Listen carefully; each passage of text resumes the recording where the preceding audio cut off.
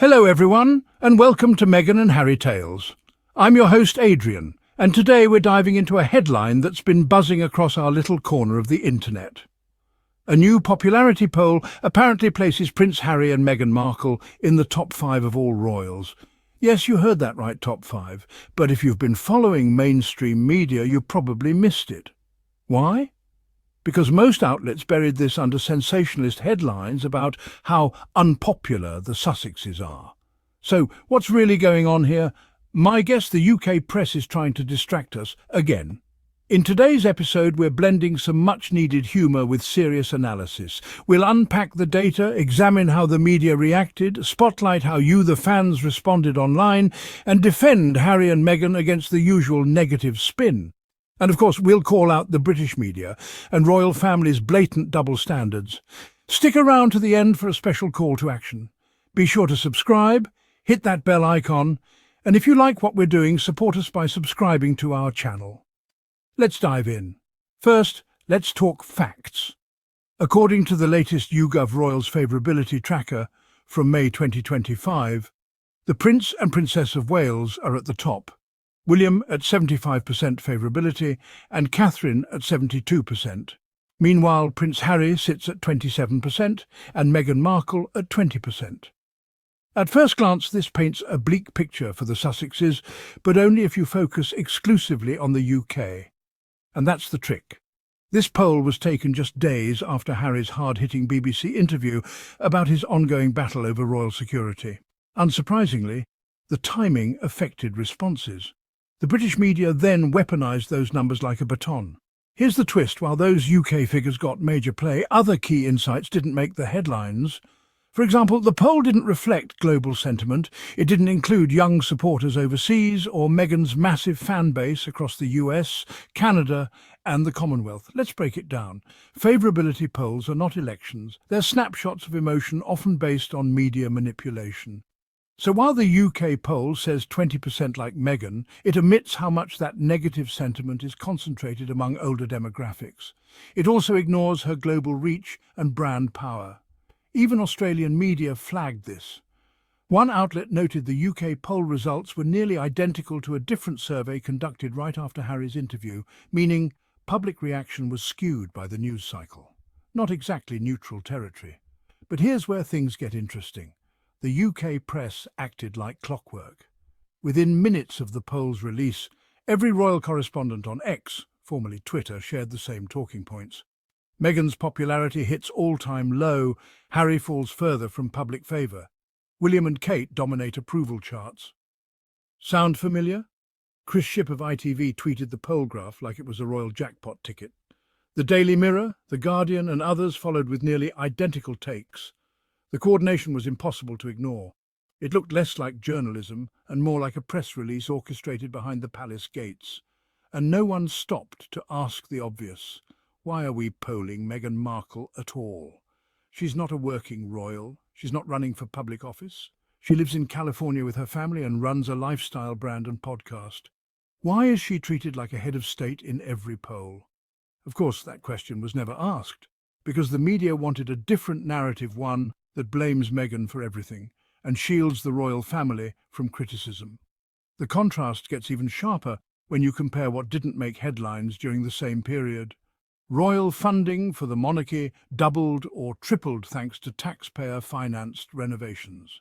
The Crown Estate and Duchy of Cornwall raked in millions by leasing public land for schools and services.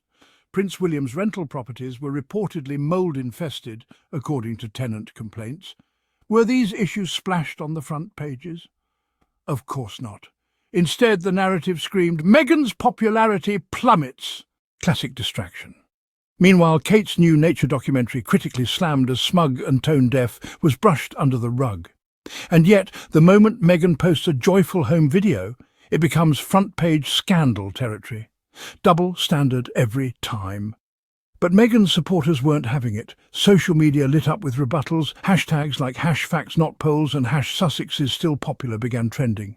Users flooded X and Reddit with viral posts pointing out Meghan's actual impact. For example, Meghan's Instagram reel of her and Harry dancing in a hospital room earned 23 million views in 2 days. That's viral by any metric. By comparison, Kate's carefully curated video announcement took 9 months to reach 35 million. Fans asked, by which metric is Meghan unpopular? Even respected voices weighed in. Activist Dr. Shola Mos-Shogbamimu tweeted, "Why are you so obsessed with Meghan's poll numbers? The problem isn't Meghan, it's the media's narrative." Legal analysts chimed in too, noting how tiny the poll sample size was relative to the population.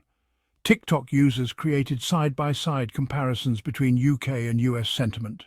And get this, in the US, 53% of adults view Harry positively. That's nearly double the UK number. The global view is clear. In a 2023 Time 100 reader poll, Harry and Meghan ranked third and fourth among the most influential people in the world. The only person ahead of them, Bollywood icon Shah Rukh Khan. So while British tabloids were obsessing over a 27% approval rating, the global public was celebrating their influence, authenticity and work. One meme hilariously summed it up. Brits, we hate the Sussexes. Americans, we think they're great. Caption, why does the media only show us one picture? So what's really going on? The media's fixation on Meghan's popularity is a misdirection. She's not shaping British policy.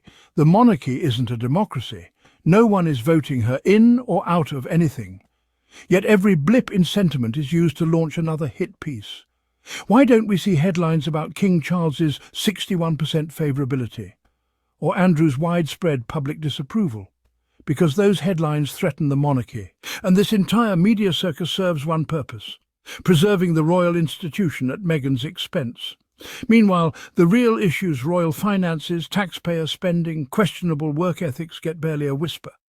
Let's not forget, William was recently reported to have only worked 4 days in a month, but instead of criticism, tabloids labelled Meghan as the lazy one. If Meghan's job performance was so poor, how do we explain record-breaking viewership on Netflix? Successful charity drives millions of followers and engagement online, global admiration in reputable influence lists. Yet none of this counts for the UK tabloids. Why? Because it doesn't fit the pre-written script. Instead, we get a chorus of royal reporters repeating, "Meghan unpopular! Harry's slipping! Let's wrap this up!" If you've made it this far, thank you. Truly, for thinking critically, for staying curious, and for caring about the truth. Now here's where you come in. Leave a comment below. What do you think? Are Harry and Meghan really unpopular? Or are the media spinning a story that serves royal interests? Share this video with your friends, especially those still clinging to the headlines. Give it a like if you found it helpful. Subscribe to Meghan and Harry Tales for more fact-based, pro-Sussex analysis. And if you want to support us directly, click that super thanks button. It helps keep this channel alive, independent and ad-free. Your support, every like, share, comment and donation makes a real difference. That's our show for today. Thanks again for tuning in, staying thoughtful and not blindly trusting tabloid spin. We'll be back with more stories that uplift, defend and celebrate Harry and Meghan. Until next time, I'm Adrian. Stay skeptical of the headlines, stay kind, and as always, love and light to the Sussexes. Goodbye and God bless.